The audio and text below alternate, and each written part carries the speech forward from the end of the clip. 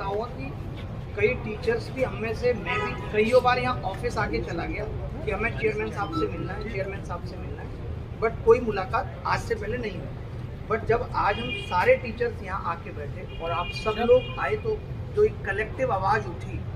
कि भाई अब तो हमें मिलकर जवाब चाहिए, जो इस जवाब की हम तलाश में थे कि एसएससी ये मानती भी है कि वो गलत है या नहीं, तो वो चीज़ आज हो पाई आप सबकी बदौलत और सब शिक्षकों की बदौलत कि मिल पाए चेयरमैन साहब। और वो भी छोटी मीटिंग नहीं, पहले ये जरूर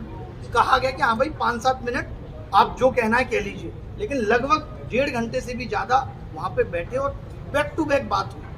हर टॉपिक पे बात हुई। उन्होंने खुद कहा कि ये जो अनफेयरनेस है ये सब हम एक्सेप्ट करते हैं, बट आप अगर ये सोच रहे हैं कि हमने उनको सारे ऑप्शन दिए, हमने कहा कि आप ये ओवर एज वाले बच्चों को लास्ट तक लेके गए नॉर्मलाइजेशन,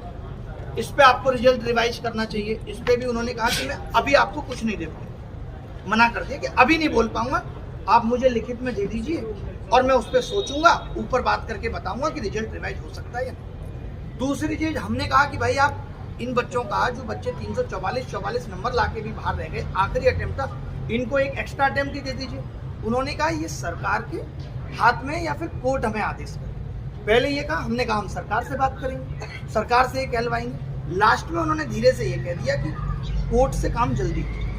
ये उनके सब थे जो एज इट इज उनसे बात हुई, वो मैं आपको बता रहा हूँ। उन्होंने कहा कोर्ट अगर हमें कहता है तो हमें आपत्ति नहीं है, हम इस पर तैयार हो जाएंगे कि बच्चों को एक अटेम्प्ट और मिल जाए, क्योंकि गलत तो हुआ है, वो हर एक बात पे मान रहे हैं। इनफैक्ट आप जिन हम सोच रहे थे कि सवाल गलत आए, अभी तक हम भी यही सोच रहे थे कि चेयरमैन को मतलब नहीं है, ये पैसा कमाने के लिए हो रहा है, तो उनको गलत सवालों में 7-8 तो उन्होंने हमें बता दिए कि 14,3 वाला सवाल सही हो सकता था, बट वो कह रहे थे ये चेयरमैन नहीं सही करता, ये जो आंसर की चेयरमैन नहीं बनाता है। अब ये बन गई और रिजल्ट रिवाइज हो गया, रिजल्ट जारी हो गया, तो अब कुछ नहीं हो सकता है।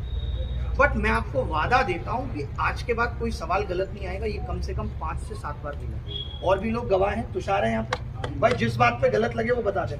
इन्होंने खूब लड़ा, ये भी थे, इन्होंने खूब कहा, इतना रिक्वेस्ट किया कि भाई हमारा तो भविष्य चला गया, 2023 में आपने चला दिया,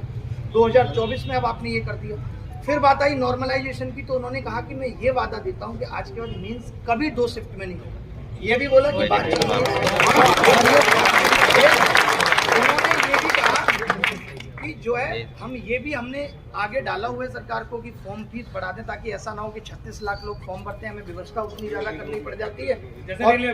और हम जो है कम बच्चे फॉर्म भरें, 36 लाख के बाद पहुंचते 18 लाख है, तो हम इस पे भी सोच रहे हैं। ये बात थी नॉर्मलाइजेशन। आपका कोई क्वेश्चन है तो आप उस पर भी पूछ सकते हैं,